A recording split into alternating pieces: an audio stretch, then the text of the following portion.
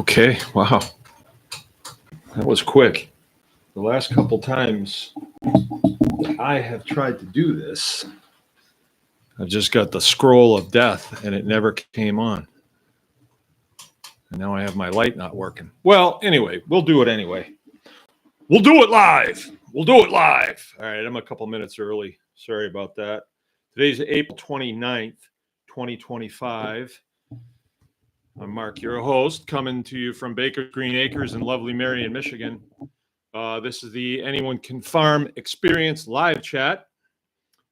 And let's see, Tuesday, nice weather here in northern Michigan. Kind of windy, but it was still nice. They said it was going to be 70. It didn't get even close, got to 58. That's all I saw. And then the rest of the week, it's supposed to be... Oh, I just got a message from somebody who has a bull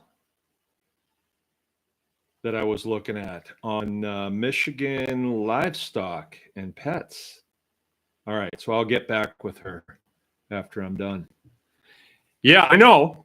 I'm going to hear a big rash. Sean Wise will come on here, I'm sure, the wise guy, and give me a rash about it. But when you have 10 animals, 10 dairy cows, and then you're paying for AI, a bull starts looking pretty good because AI, I pay $80 every time, I want to impregnate a cow. And then if it doesn't happen, I still pay the $80 and I got to pay for it again. So I'm thinking about a bull, and the bull that I used to have, I wish I still had him. I really do. I wish we had just thought about managing him. We didn't. We just had him in with our cows. And that was a bad idea. It was just a bad idea for a lot of reasons. But that's not really what we're talking about tonight. We're talking about homestead profits. And it might be different than what you think I'm going to talk about. It might be. But before I get into that, I just want to give you a back brief on the weekend. We had Seed Savers. If you see me looking over there, we have a big calendar on the wall. And all of the stuff that's going to happen here is put on there. This is the office that I'm in. So this is where Jill does her thing and tracks everything, all the income and the outgo and all that stuff. And it's a pretty intense process, right? And she does a really good job at it. Just like you have to do managing a household, you have to manage your finances. And so that's what happens here. We might have a little bit more financial things happening because, the business and everything, but this is where it all happens. And a nice touch is she's got a calendar there, and you can look at the whole year and you can see what's going to take place. So when I look over there, that's what I'm doing. But last weekend, April 26th, we had Seed Day, Seed Savers Day, or Seed Exchange. And we had a nice turnout. It was supposed to be a nice day. Turned out to be a cool day and kind of windy and kind of rainy in the morning. So it wasn't great but it was still great because of the people that showed up. I had a really nice time. I talked with a lot of people. There was people that I did not know that came, and that was really cool. That was really cool to talk to them and got to show the farm off a little bit. People brought a dish to pass, so I ate good. I ate real good. I ate good that evening. When you have a show like that or a showing of people, a lot of times you wind up talking, and it's hard for me to really dig into eating when I got to talk at the same time. So, but that evening I ate really good, really good. So people brought some nice stuff. And a lot of stuff got exchanged. A lot of people met each other that hadn't met each other and things like that. The benefit to me, I think the big benefit was it pushed me to get cleaned up after winter. We had some big projects going on here this winter, and there was still things that needed to be cleaned up and put where they go. And I'm talking about building materials that we tore off and just put in a pile. And,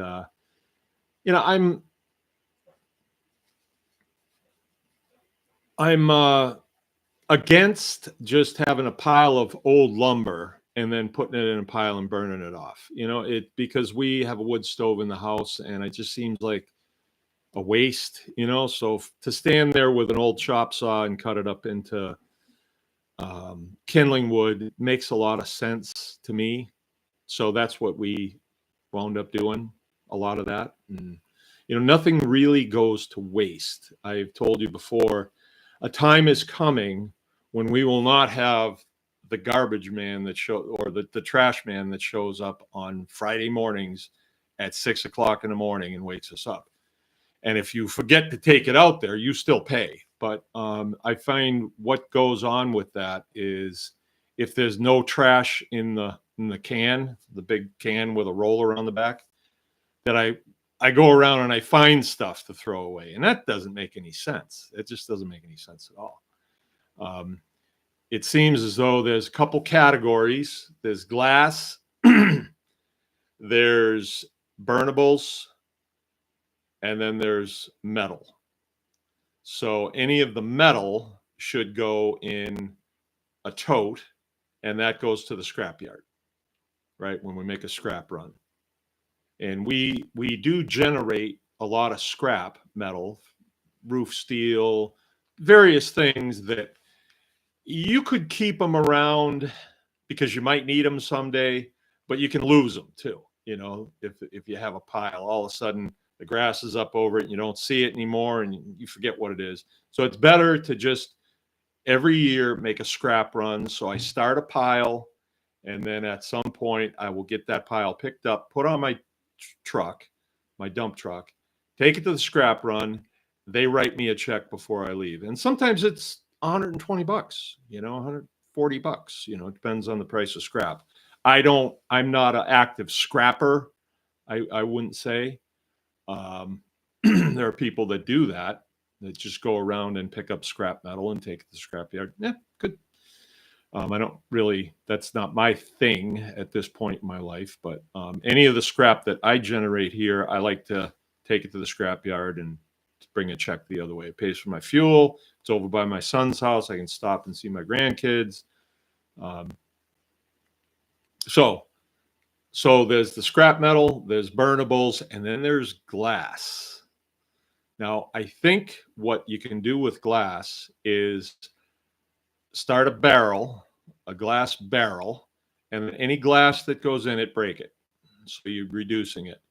And I'm thinking that at some point when you're doing a concrete pour, you could add it to the concrete. I think, why not? It would take up space and it would become, you're not paying money to have some guy take it to the landfill. And anyway, I think it's $15 a week. So that's $60 a month. That's a tank of fuel that I'm using there. And then the burnables, if you have a means to burn it and get something out of it, which I'm working on it, then it becomes BTUs. It's British thermal units. It's potential energy. So why am I paying somebody to take it?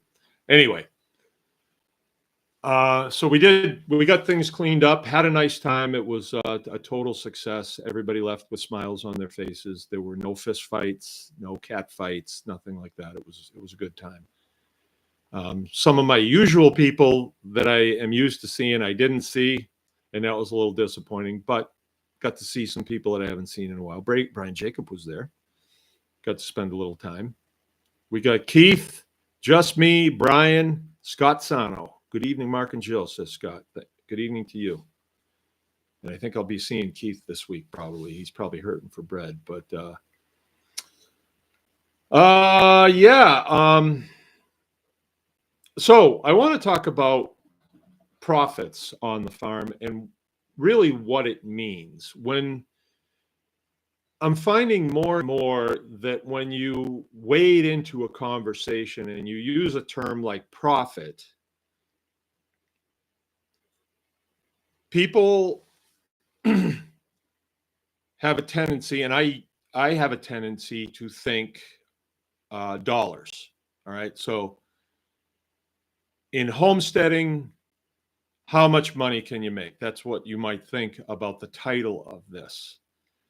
But I really would like to get into the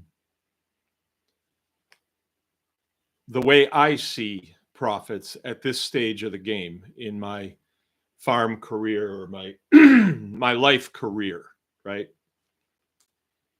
So I don't really like to use the word profit because of that. I like to use the word gain. Gain. I know a guy that runs a body shop, and when I see him, haven't seen him in years, but I'd say, "How you doing?" He says, "We're gaining on it. We're gaining on it." You know, it's one of those things you think about, gaining on it. What do you mean you're gaining on it? So you just kind of think about that. Well, he's gaining. He's gaining. And some of my Amish friends, haven't seen them lately. Um, one of the boys said to me one time that, well, Dad says we make a good gain on it. A good gain.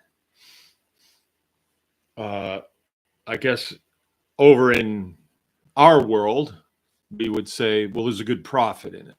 Good profit. So then you have to think about, what do you consider a good profit? What do you consider a good gain? What's your definition of a good gain?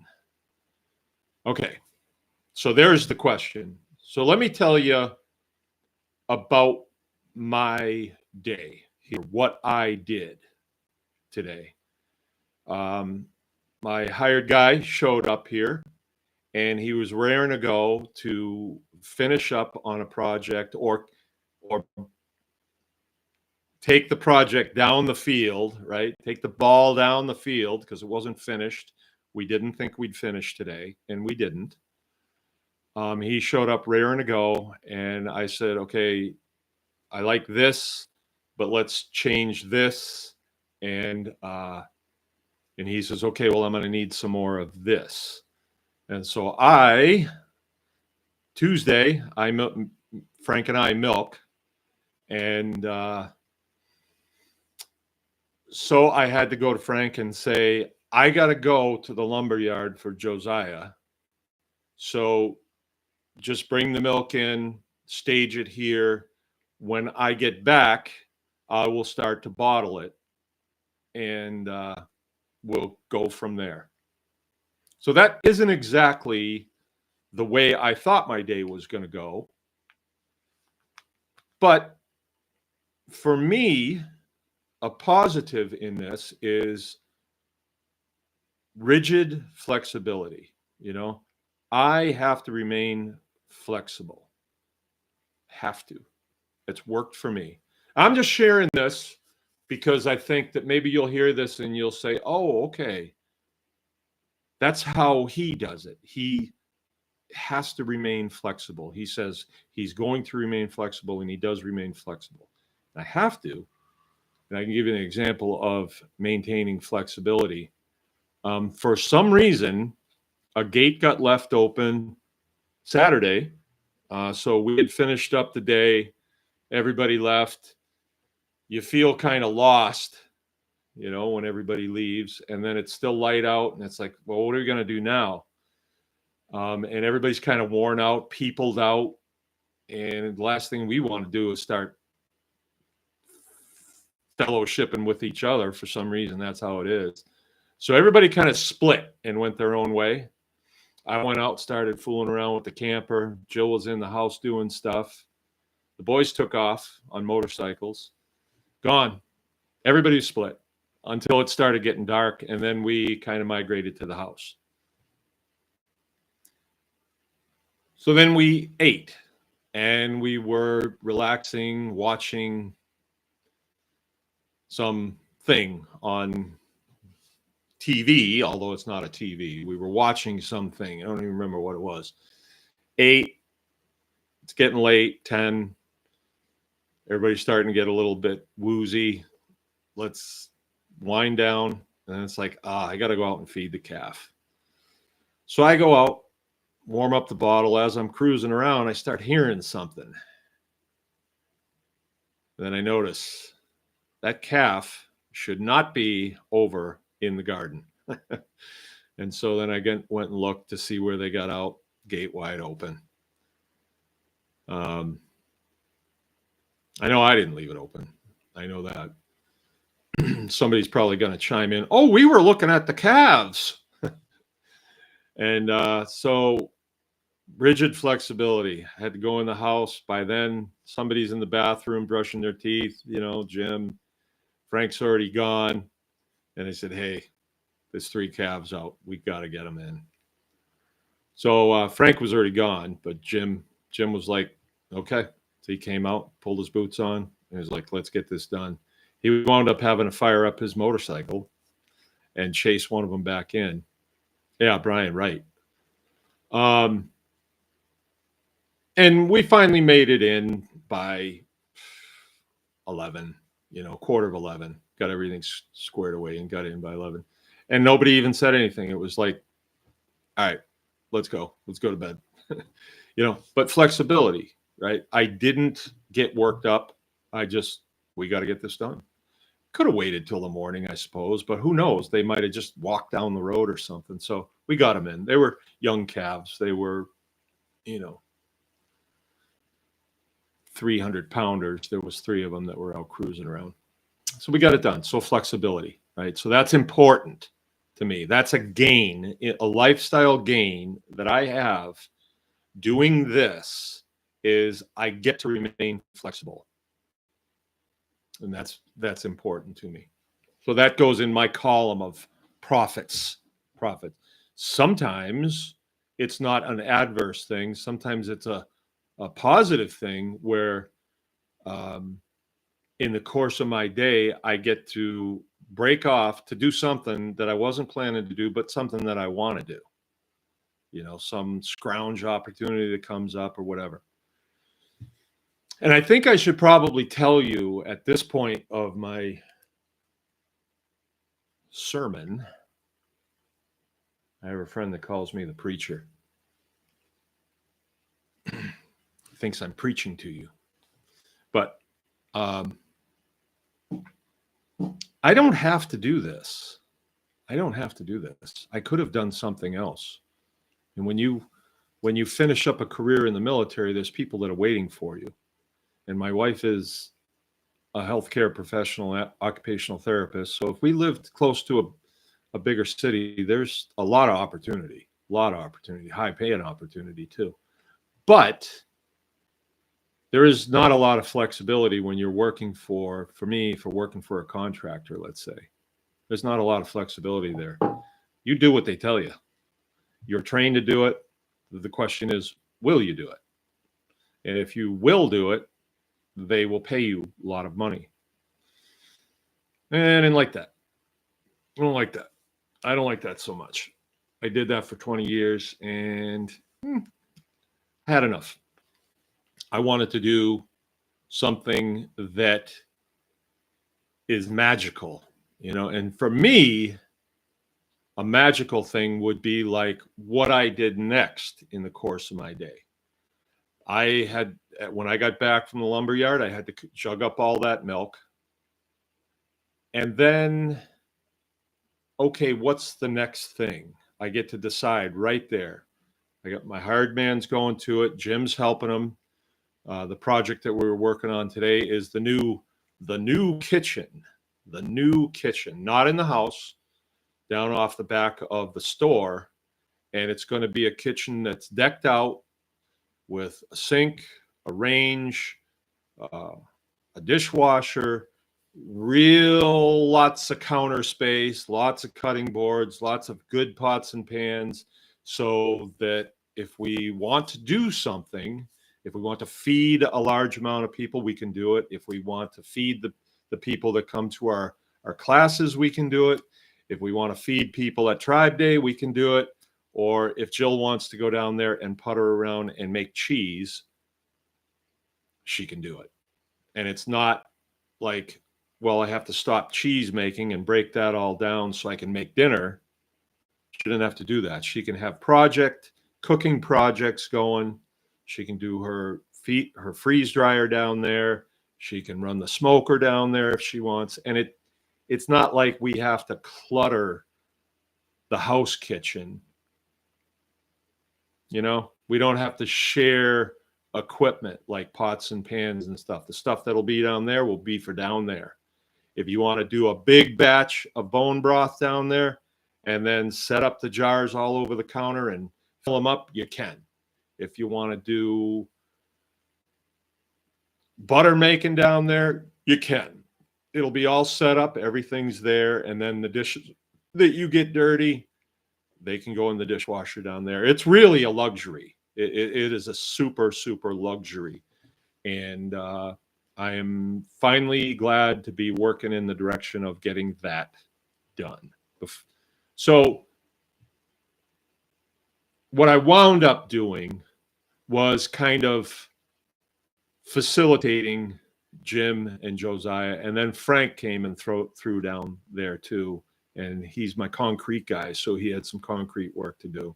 And I kind of facilitated. I helped, you know. And then when they all knocked off at like 5:30, then it was, I get to plumb in the sink. And it was nice. The phone's not ringing. It's after hours, kind of. No one's showing up. Oh, I did have one other thing that I had to do. And that is a new herd share person showed up, scheduled a little earlier than she was scheduled to. She was scheduled at 5:30, but she called and said, I'm off work early. Could I come early? And, you know, you guys available? And we said, yeah, let's get this done. So that's kind of nice, actually, for me, because the herd share thing takes a ton of coordination, and the caliber of people that want raw milk is higher. It's a higher caliber people. It really is. And when you tell them, okay, when you pull in, you know, you run down how it works. Okay, I mean, everything from this is where you park, this is the door that you come in, here's where your milk will be, it will have your name on it. Tuesday is your day. You come every Tuesday between these hours. Don't be coming in here 10:30 at night. Don't be doing that. And when you tell them,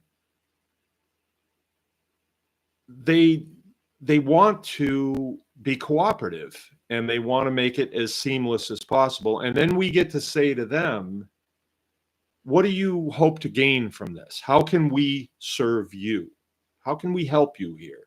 You know, are you drinking raw milk because there's a health issue that you trying to tackle? Because maybe we can help you in other ways. You know, there's grass-fed beef in here. There's eggs here. Maybe that would help you. Maybe you want to go on a strict chicken diet, you know, because we have that as well. Or maybe you want to ask me some questions about how I do things. Maybe. Because I'll surely do that. I'll surely tell you. And so I had one of those to do. We call it like an in-farm briefing. And I kind of take that away from when you go to a foreign country in the military, you have an in-country briefing. So they get to tell you all the things that you don't know about that country that you need to know. If you shake somebody's hand with your left hand in certain countries, they may pull out a pistol and shoot you, because in certain countries they wipe themselves with their left hand. But anyway, so I had one of those to do, which is usually an enjoyable thing, and it was, you know, this particular person was a healthcare professional type person, so very interesting person, and it's also very beneficial beneficial to do that, because a lot of times they rub shoulders with other people that are health care professionals, and they will say, hey, you know, I'm getting raw milk over here at Baker's Green Acres, so maybe you should check it out. So it makes sense to take a little time. And I always walk them into the milk house and say, this is where we process your milk, because I don't want them to say, oh, you don't have white walls. I thought it would have white walls. I want them to see it the way it is. And then I walk them into the milk parlor, and I want them to see, hey, there's wood chips on the floor. It is not concrete. And here's why. I want them to see the, you know, the beginning of the composting operation, that there's a lot of, the composting operation has many tributaries to it, right? So the hen house, that's a tributary to the composting program. The drains from the butcher shop is a tributary. The drains from the milk house is a tributary to the composting program. And also the manure that drops on the floor in the milk parlor is a tributary. So I want them to see that. And so they understand that, well, you're here to buy milk, but the stuff that comes out of that cow's bum is not ugly. It is not ugly. It is not gross. It's actually really cool stuff. But you've just been taught to believe that it's ugly and gross. It really isn't. It's a good thing. So anyway, I walk them through there so they can see that, and they totally understand how we handle our milk cows. And I even want them to see the milk cows. I want them to go and pet those milk cows. I want them to know the names of the milk cows, or at least know the cows have names. So when they take that glass of milk and they drink it, there's no unknown, or there's less unknown.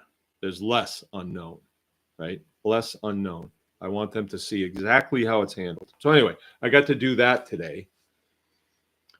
And then I got to facilitate, and I got to work on a plumbing project that I'm doing in there. I have to plumb in Jill's sink, or the sink, and I have to plumb in the hot water heater and stuff. And it was just me sitting on the floor, listening to a podcast. Nice. To me, that is a serious gain. That is a serious gain. That is what tickles my fancy. That is what really makes me happy. That's not the only thing that makes me happy. There's some other things. I consider it a huge gain to be able to work with my children. I think it's a huge gain. I like them. They're productive. I get to see real time when I teach them to do something, and I get to see them do it. I consider that a huge gain. Huge gain. It makes me feel good. I like to work with my wife. Sometimes. Like, yeah, I do. Most times. I shouldn't have said that. But I like to be around her. I like to eat lunch with her, and I like to eat dinner with her, and I like to all the other stuff that I like to do with her. And there are things that I like to do with her. Really good. I like to go places with her and do things with her. So I consider that a huge gain. When I was working off farm and I would come home, it would almost be like, who are you? Oh, yeah. Yeah. Like, I've been with other people all day long, and I'm kind of peopled out. And then you come home and it's like, oh, I'm supposed to, oh, okay. Right. But when I'm here all the time, it's really good. I like that. So I consider that something that's in my gain column. Okay. So we're talking profits here, right? Now I know that some people get into farming, and I sometimes refer to them, and I think it's the best way, and I'm not slamming them. And I was there as Pinterest farmers. And I heard that from Dave Allen. If Dave's listening, he's the one that, and it's a good way to explain it because you see things on Pinterest that are cute and ooh, neat, and kind of like that. Interesting ways to feed your chickens, and the little balls that you can put your chicken in. They can go around the yard, and they can pick up bugs and stuff. I don't know why they do that, but and that's a great place to start. There's nothing wrong with that. There's nothing wrong with that. But then you start to say, after the coolness of it is wore off, it's like, is this a hobby that I want to do? Is it a hobby that I want to do? And then you get to the place where you say, okay, well, this is how much I spent on chicken feed, and this is how many dozen eggs I got. So wait a minute, if I had just bought eggs from the store, I would be ahead. So then you start thinking profit, and in that case, it might be dollars and cents, but you might say, well, it's worth it to me because I find it therapeutic to just go out and feed my chickens, and I really like the eggs that they lay, and they kind of debug my yard and stuff, and I just like it. Okay, good enough. It's not necessarily a dollars and cents decision, but to some people, it could be. It could be. It was to me, It was to me after I was in this and I said, well, this is what I'm doing because I'm not working off farm. So this place has to generate income. It has to generate dollars, right? So there's all different phases of this, right? Some people would not want to work full-time on the farm. They want to work off because they get challenged more off in maybe what they trained for or are good at. I am the type of person that, like when I was in the military, whatever I was tasked with, I became good at it. I might not have liked it, and it might not have been my first choice, but I became good at it. And I'm lucky to be that type of person. There were certain things that I was tasked with that I reluctantly became good at, but I did become pretty good at it. And but then when I got the chance to say, well, I can do whatever I want when I was retiring, what would I really want to do? And so I was fortunate in that Jill and I, while I was still in the military, we moved a little ways from the installation, moved to a little place, a little farmhouse. There was only 13 acres left. All the land had been sold off to other places, and got some chickens, and I liked it. And I never tracked the money on it because it wasn't about are we profiting on this? We had a garden. I like that. And I knew we were making money on that because we weren't buying that. We were not buying that stuff from the store. So I knew we were getting ahead on that. And then, so on and so on. But the stark difference to me, and you all know that I don't really care for goats all that much, but we had some friends that had goats, and we wound up getting a goat. Her name was Honey, and we were milking her. And Jill thought that when she was weaning our children, that she would put them on goat milk. I always thought it was a little dangerous because I thought one of those goats could step on the kid's face, but it did never happen. So we wound up having this goat named Honey, and we would milk her, and it was kind of fun. She was all right. But I noticed when I was coming in from work, and I was working 3-4 days at a time, and I was just gone. And then when I would come home and I would say, oh, I'll go milk Honey. And I'd go out there and I'd be milking her into a bucket, and it would just be me and Honey. And I'd have my head up against her, and she had a smell about her. Wasn't bad. It was all right. Goat smell. And then I'd hear that of milking her. And I'd say, boy, this is way different from what I was just doing before I came home. Way different. You know, quiet, peaceful. You knew what was going to happen in the next half hour, whatever. I'm going to go in and eat and go to bed, you know, unless my phone rings. Unless my phone rings. And then I'm right back down at the installation because somebody has said, get him, right?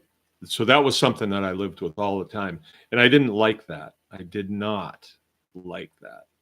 I mean, I knew it was part of what you signed on for, and you wanted to be on mobility as a military member. You want to be on mobility because if something happens, you want to get there. But I started to not want to be on mobility. Not really, not in my heart. I didn't want to be.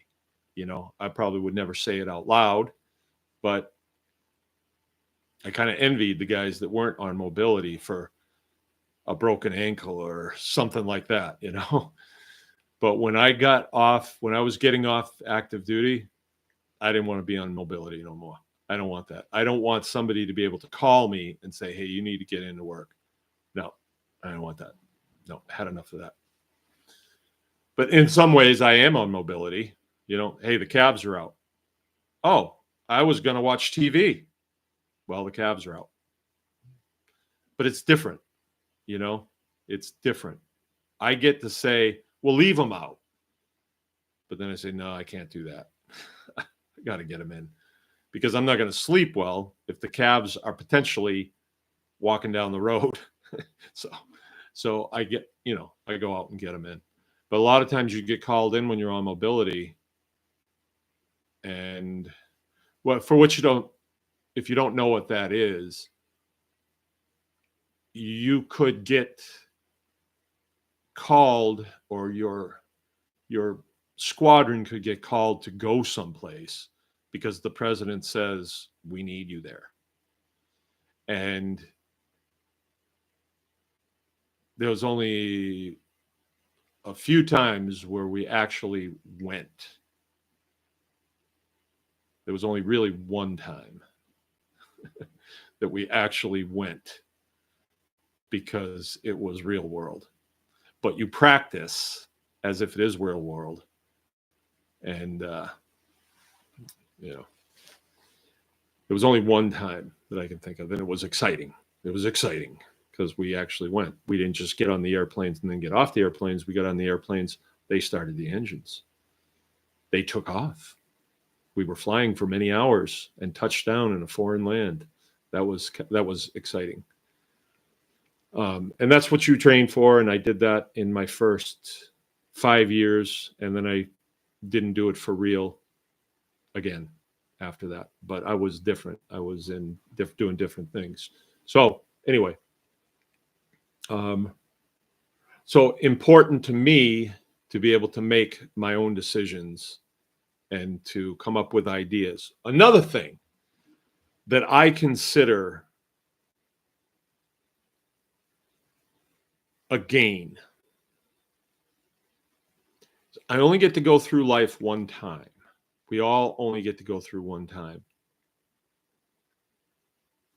And if you're the type of person that has an idea and then all of a sudden you realize that it's a good idea and, hey, we ought to do this. Well, I'll tell you the way that works in the Air Force. If you have a good idea, fill out a Form 1000, submit it. So by the time it comes back and they say, yeah, that's a pretty good idea, you don't even think it's a good idea anymore. It's like, heck with it. But here, if I have a good idea in the morning, I can make it happen by noon if I want to, or by afternoon, or by the next day, or something like that. To me, that is really important because one idea leads to another idea, which leads to another idea. And all of a sudden, you're in a territory in this world that few people get to travel, I think. And now you might say, wow, you're really in your own little world. Yeah, but I enjoy it. I enjoy it. And I had a guy say to me, kid I grew up with actually, and he's been very successful in whatever he does. He's in Washington, and he's like connected, like really connected. And he did straighten this out, but at one point he asked my kids, so are you going to stay on the farm? Kind of like that. As if my farming operation and my farming journey is something that, well, I couldn't do nothing else, so you might as well do this. It wasn't like that. I had a lot of opportunity to do other things and high paying jobs and things like that. But I was not intrigued with that direction anymore. It was sort of like, well, they look at your resume. Okay, here's a slot. It pays this much. Do you want it? Yeah. Then you show up. What are we doing? Well, not much. But we're getting ready to do something. Well, when are we going to do it? Well, truth is, we never do it. But you get paid good. Yeah, but now I'm bored. And now I start playing practical jokes on people just to keep myself from getting bored too much. And now I'm, same old. I don't want to do that. And then, the moments of really doing your job, and then they're shrouded with hurry up and wait, or we don't do it that way. Just do what you're told, that type of thing. I don't want to do that. I don't want to do that. It's make believe. It's not real. Yeah, you're getting that real money, but then you wind up living in a fake town, keeping up with the Joneses and making sure that your lawn is mowed a certain. I don't want to do that. I just don't want to do that. I had enough. So it's very important for me to be able to remain free, and the ability to follow my I don't know, follow my instincts in this, and then many times where I followed my instincts and I was right. It works, it works. But there's been many times, and I try to review these with the kids. I did today, as a matter of fact, the building that we're remodeling right now. I told them, yeah, you see that rail up there on the roof? There was a rail. There's a rail there, and there used to be a trolley on it. And I was like, yeah, we were going to butcher pigs in here. And we did. We butchered probably 50 pigs in there. But then we found out it's way too small. There's not enough room here. So then we built on, and we built a rail in there. And I said, well, when I build this rail, I'm going to make it much higher because I want to do cattle in here too. We did a couple beef in there, and it's like, wow, this is way too small, way too low. Believe that? Yep. Built a whole rail system, welded it all together. It's too low.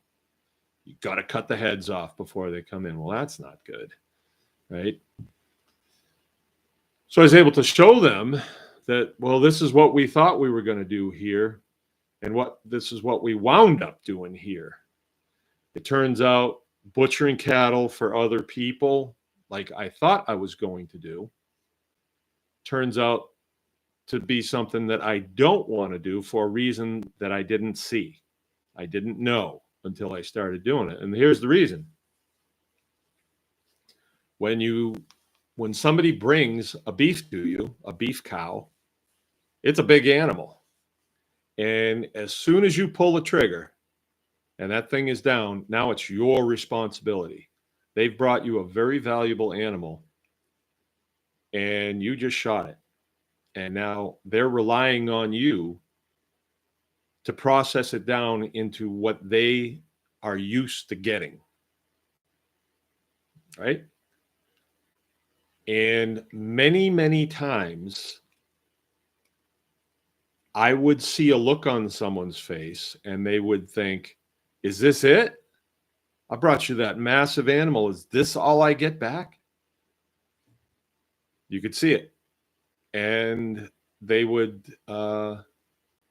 be questions in their mind. Some people were gracious about it, didn't say anything. Some people would come right out and say, is this all my beef? Yeah, I think I should have more than this. And, you know, it never got actually, well, it did one time. It did one time. And I should have seen that coming, but it was a guy that I worked with, an officer actually, and I asked them if they wanted one of our beef cows. Or I said, I got some beef cows that are for sale. This is at our old place while I was still active duty. And they said, yeah, we'd want one. I said, okay, this is how much it's going to be a pound, hanging on the rail. Well, they don't know what that means, but yeah, okay. And so we took the beef to the butcher, and when we got it back, I brought it down to them. One got one half, one got the other half, and then they confronted me at work. We don't think we got all of our beef. I said, well, what are you saying here? Well, maybe the butcher, the guy that you hired to butcher it, Dan Isaacson, a friend of mine, maybe he took some of it. I said, well, I don't think he would do that. I certainly didn't take any of it. You got half a beef. And it became sort of a, what do you want me to do? What are you asking me to do here? You want me to pull some beef out of my back pocket and give it to you? Or do you want to pay less for this? Because they had gone home and weighed it on a kitchen scale or a bathroom scale. And I said, well, it's based on the rail weight. That's no head, no hide, no hoofs, and no guts. Here's the number. But then from there, it gets sawed down into usable parts. But there are still big sections of bone that you didn't get. And I suppose if you asked for everything, you could have, I suppose. But and then there's a lot of gristle. There's a lot of fat. Back then, everybody didn't want their fat back. But they were unhappy. And I finally said, well, tell you what, I'll give you your checks back. You give me back what you didn't use, and I'll take it in the shorts. And one of them said, nope, we're not going to press this. I said, but you still think I ripped you off, huh? And they're officers, so I can't talk to them like I should be talking to them. And nope, not going to make an issue out of it. But I'm sure they said something, to somebody else. And so I didn't like that, and I never did that again. And so that same kind of thing happened here. There was a guy close to us, and he inferred that he didn't think he got all of his beef back, and he never came back again. He also inferred one time that he thought I shot his dog, and then he found the dog. And he had asked a couple of people around here, you think Mark shot my dog? Because I think he would shoot my dog. Anyway, so that's why we decided not to do beef that way.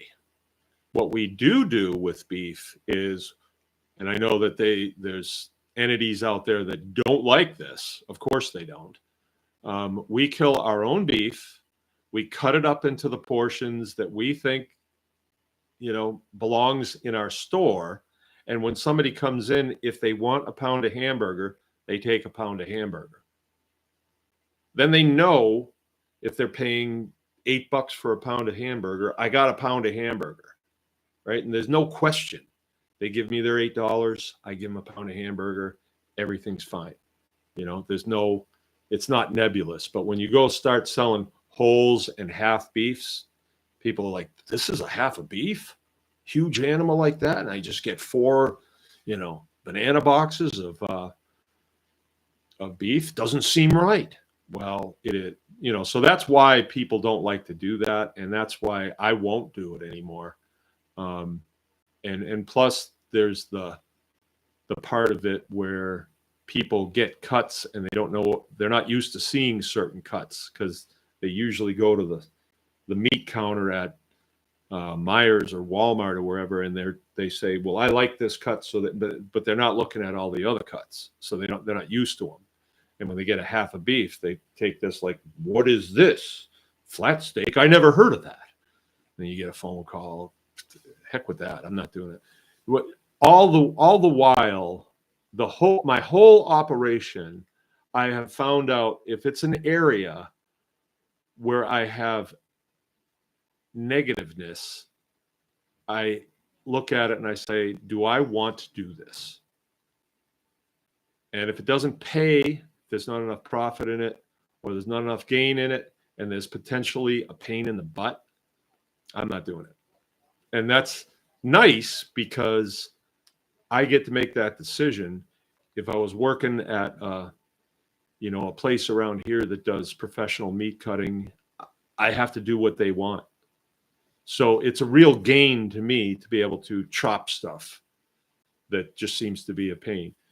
People that come in our store, they want hamburger, they want bacon, the more expensive cuts of meat. We put the price on it, at $20 per pound, and they can look at it and say, ooh, 2 steaks for $50. I don't know. Good, leave it.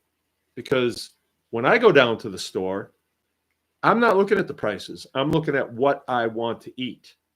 And if I take them, I'll eat them both. That, to me, is a gain. That is a huge gain. And I'll have a big glass of milk, too. And I might even fry that steak in butter. I might. And put lots of salt on it. That's a huge gain to me. So there we go. That's our... there's some other profits, too, that I can think of.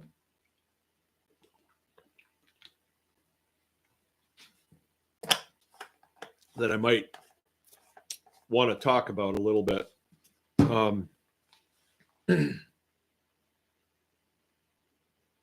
Yeah, it's not even 9 o'clock yet, so I'm in good shape.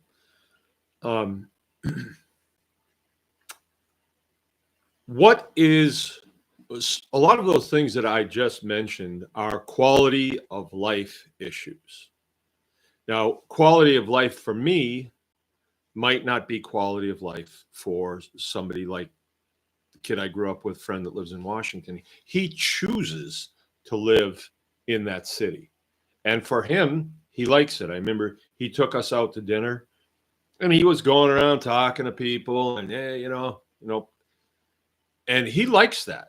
He likes that. To me, there was too many people. It was too much noise.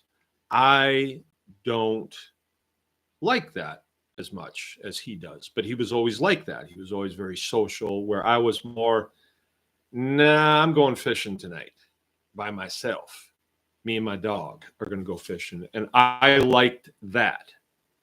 I might stop in on them for a while and see what's going on. But I would slide away and head down to the lake and go fishing. And I enjoyed that. All right. So quality of life in homesteading is something that you have to consider.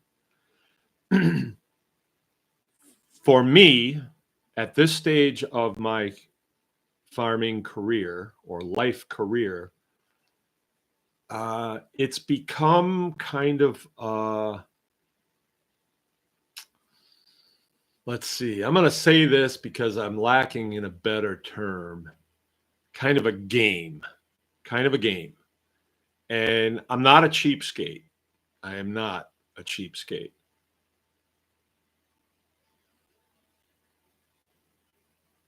But I don't like waste. I don't like waste. So when I see something that still has a lot of life in it, I get a real kick out of putting it back online. I get a real kick out of that. So like the camper, right? Or the motorhome, right? It's 50 years old, but it's still got a lot of life in it. I'm fixing it up right now, and I get a really cool feeling sitting out there in that and thinking, I'm going to take this thing to Alaska. You know, what a quest. I mean, anybody could get a brand new one and take it to Alaska, I suppose.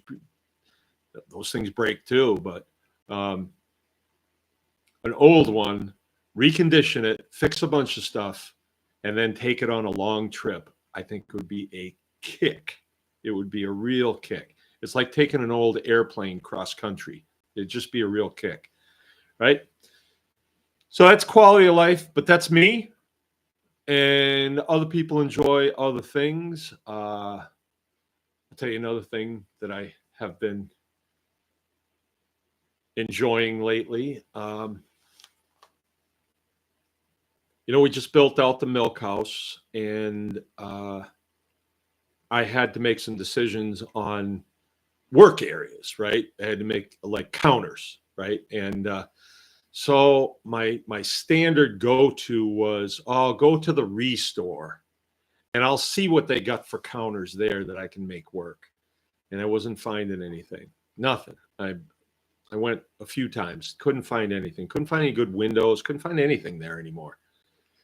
And so I went to Home Depot and I looked at their countertops that they have, and I was like, gee, this is expensive, and they don't even look that good. And then I still got to fit them in place and cut them and everything. And I just wasn't getting a good feeling about it. And then all of a sudden it occurred to me, I can make these counters out of plywood. So I bought a couple of sheets of 5/8 CDX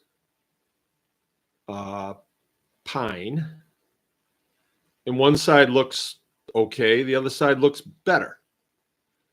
And in some ways, one side has stamps on it, the other side has less stamps on it. And I started thinking about, well, I'll cut this and I'll build a counter out of it. And then I started getting into it, and I started finding that, well, I don't need to use 2x4s. I can buy 2x6s and rip them in half. And then I got a 2x3, and I can use deck screws on it. And I can build a really nice platform and stuff. So I started doing it. And the first one I built, it was okay. And then I painted it. And then I didn't like the way the paint looked. And so I wound up, the next one I built, instead of painting it, I put Varathane on it, Varathane, like varnish, but it's poly. It's got polypropylene in it or something, but it makes a really nice finish. It's shiny. And before I did it, I ran a sander over it, and then I painted it with that stuff. It dried. I ran the sander over it again, smoothed it out, and I put another coat on, and it looked nice. It looked like glass. And I thought, well, this would never fly if I was being inspected by like any of the agencies that want to get in your business. But I'm not inspected because I chose not to be inspected. I made a choice. I had the ability to make that choice, and I say, I do not want this inspected. I'm going to stand by the Fourth Amendment, and I will not be inspected. So then I get to step back and I say, well, if I'm handling food on this counter, am I comfortable with that? Well, if I was cutting vegetables on it, I'd have a cutting board on there, So it would never touch that. But even if it did, I'm still comfortable with that. I mean, yeah, I'm comfortable with it. So I get to make the decision. And then I thought, wow, this is really cool. I can build this any way I want it and have a pretty decent looking product when I'm done. Matter of fact, I like this better than Formica. Yeah, I could have gone and bought a sheet of Formica and glued it on there and then routed it off and all that stuff. I could have done that. But then I started looking at the one in the house that we built. I don't like it as much. So what is it that tickles me about the plywood counters as opposed to Formica? Well, it looks utility to me. It looks utilitarian. And I like that. And I know that I have maybe $40 in that counter, and I like it. And the only person that I have to impress is me and Jill, because it's for her area. And I asked her before I started, I said, do you like this counter here in the milk house? Yeah, that looks okay. You sure? Because that's how I'm going to build these. Yeah, I like it. Okay, good. We got a good thing. So I built them. So I've been kind of getting into that. And when I built these ones out of CDX, out of plywood, if you don't know what that is, it's plywood. It's not finished grade plywood. Finished grade plywood's pretty expensive. And I don't really like the way it looks. It looks like you're trying to do a Formica, you know, and you went punked out on it. But those sheets are pretty expensive. I didn't want to do that. So then I came across another way to build counters out of concrete. Wouldn't that be interesting? So I'm thinking about it. I'm thinking about doing something like that. Anyway, I could go on and on and on. I enjoy my career field a lot. I don't think at this point I want to do anything else. You know, who knows? But I'm flexible. I'm not going to say I'll never do anything else. But right now I like this, and I still have a lot of ground to cover in front of me before I got this place the way I want it to be. There's still a lot of things that I want to do, and then I will say, this is good. And when we get there, then stuff start breaking, and I got to fix stuff anyway. And the grass grows, and I got to mow it and all that stuff. All right, so let's see. I'm going to read the comments, then I'm going to head out. There's something going on this weekend that I'm attending. Now that I see International Homesteading up there. They're having a women's homesteading conference, which when I first heard that, I found it a little on the offensive side, but I decided to not make an issue out of it. I'm going. You can't keep me out. And I'm just going to be going and hanging out with the dudes. The dudes won't be in with the women folk. Although last year, when their thing kind of ended, there was so much food. So that's why I'm going. And this time, I'm bringing some Ziploc bags with me, so when nobody's looking, you know, I'll be filling them up and stuff in my pockets with all this good food that these women put together. It's funny, when they're feeding each other, they like to impress each other with the different foods. When they're feeding us, it's like macaroni and cheese and tacos and stuff. Come on. All right, Keith is with us. I said that. Brian's with us. Brian, he said he didn't touch the thing. I wonder. Brian says, I appreciate his opinions too. If you guys don't know this guy, when you're here and he's here, ask me to point him out to you. You know, all of my friends are so different from each other. And like I've got a very diversified group of friends. And this guy is like one that I never met this brand of individual before. So he says, working with my boys is one of the best things I've done in my life. Yep.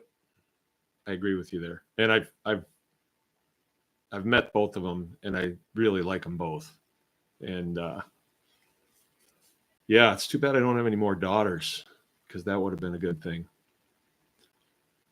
Keith says, Jill, the ham was awesome. Cool. And then, okay, this is the last comment.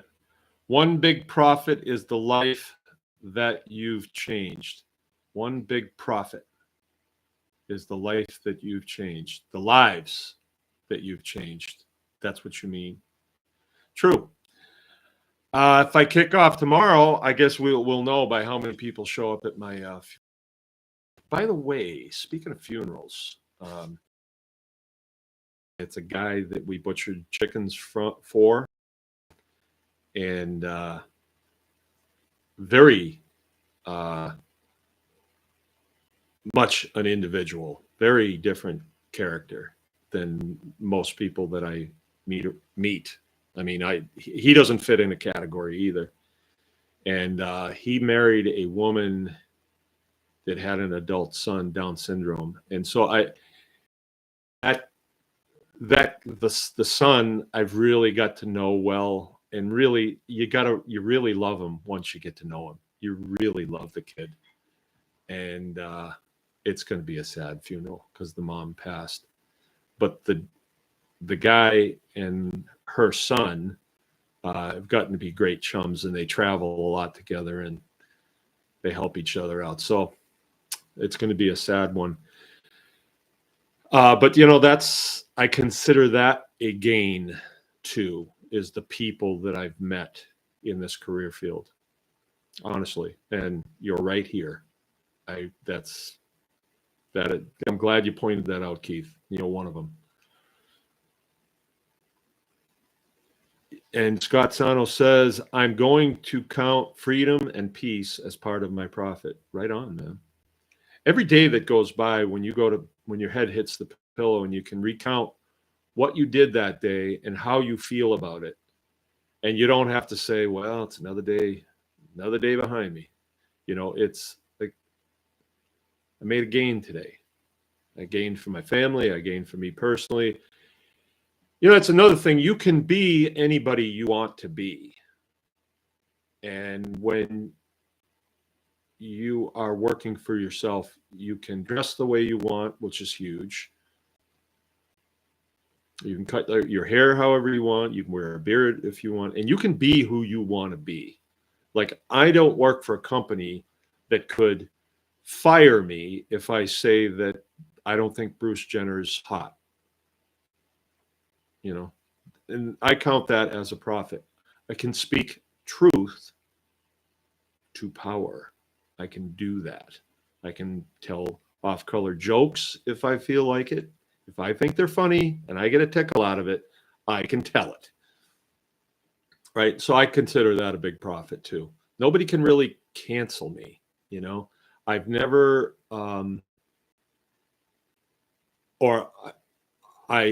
lately, or in the last 10 years, I have done everything that I want to do to pull myself or to take myself out of the matrix that controls me, right? We had an incident happen that Consumers Energy wanted me to call them because they were going to take my service, take the service that I'm paying them, because we have dogs. They didn't say the dogs did anything. We noticed that you have dogs. Please call us at this number. And I have a cat too, but I'm not going to call you because you're going to tell me I got to do something, or you're going to do something. Just do it. Just do it. Disconnect me. I dare you. Because all it would do is force me to get my button gear and make my own electricity, which I'm going to do eventually. It's just, I got other stuff that I need to do, right? So and I pretty much let them know that, like, I'm not calling you. If you're going to disconnect me, do it. Do it. But I'm not going to negotiate with you on my dogs. I'm not getting rid of my dog because, they're just unbelievable. Every time you turn around, somebody wants to pull you into the matrix. I've told you guys this before. We had a homeowner's insurance for a long time. And when I got it, the salesman said, Well, if you have people that come on the farm, you're going to need this $1 million rider. Well, because somebody could slip on the ice and they could sue you for your property. And I thought, really? Well, he was trying to sell me insurance, an insurance rider. And I bought it. I did. And I don't remember how much it was a month, but I bought it because somebody could sue me and take the farm away from me. But when I really think that through, and I've watched my share of people's court, that's highly unlikely, especially with the clientele that we have. I don't think anybody that is relying on us for food is going to try to take the farm away from us and think it's a good thing. I highly doubt that. But I paid for that for a long time. And then we had a kid that was here, needed something to do. And I said, hey, why don't you scoop this? It was a dumb thing on my part, really dumb. But I said, why don't you get on the loader? You scoop this up and load this truck, which was really dumb. But that's what I did. And he smashed into the truck twice, destroyed the front of the tractor, just destroyed it. So I was like, well, I'm going to make an insurance claim, I guess. I guess that's what you do. So I made an insurance claim, and they came out and looked at it and everything. And then they said, yeah, well, you're covered on that. So they wrote me a check for, I forget what it was exactly, but they didn't write it to just me. They wrote it to me and the John Deere dealership. I thought that was odd. So I had to go and get their signature on this too. I thought that was really odd, and I didn't understand it, but I thought, well, okay, I have a John Deere tractor. And, but what they were trying to do was say, well, John Deere will fix this. It's like, why would I have them put a new gas tank on it and a new fender in the, a new cowling in the front? I will do that myself. Oh, no, you have to have them do it.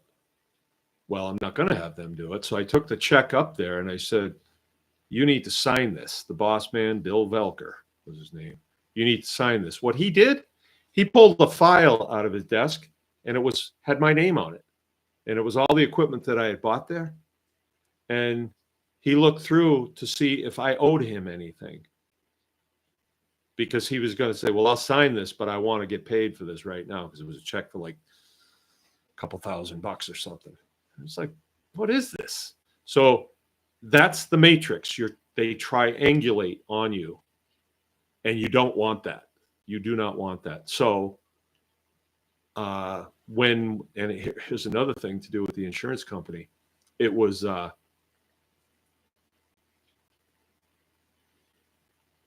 Farm Bureau Insurance Company. That's who it was that we had our insurance through. When we won our court case against the DNR in 2014, they just happened to be in the neighborhood and wanted to come in. Jill let them in. Did a quick look around. Ooh, wood stove. I'm going to have a look at this. They looked at it. The door on the wood stoves was a commercially made door, and it had their logo on it. But I scrounged it from something else. The rest of the stove I had built. It was a nice job. Real good job. Still working down in the butcher shop. They said, oh, this isn't underwriter laboratory certified. We can't insure it. So you're going to have to find another insurance provider. You got about 2 weeks to do it. The guy went back to his office. We were cut off that day. We irritated the DNR / Department of Agriculture by beating them in a court of law. And they triangulated on us